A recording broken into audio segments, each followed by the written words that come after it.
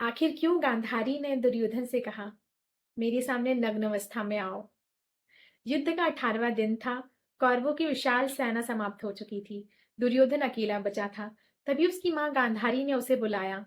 जरा सोचिए, वह मां जिसने पति के सम्मान में जीवन भर अपनी आंखों पर पट्टी बांध रखी थी, वह पहली बार अपनी आंखों से पट्टी खोलने वाली थी, क्योंकि वर्षों की तपस्या के बाद उसकी दृष्टि में ऐसी शक्ति आ चुकी थी कि जिस पर वह नजर डाल दे उसका शरीर वज्र के समान अजय हो जाए। गांधारी ने दुर्योधन से कहा, पुत्र, मेरे सामने बिना किसी वस्त्र के आना। और दुर्योधन चल पड़ा। लेकिन रास्ते में उसे श्री कृष्ण मिले और यही पूरी कहानी बदल गई।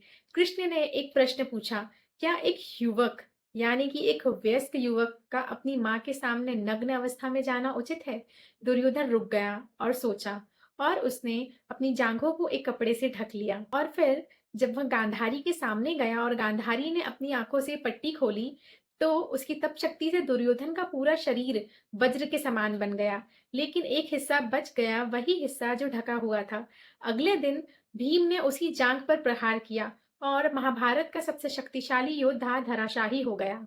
इसीलिए कहते हैं, कभी कभी इतिहास तलवारों से नहीं बदलता, एक सलाह, एक निर्णय और पूरा भाग्य बदल जाता है।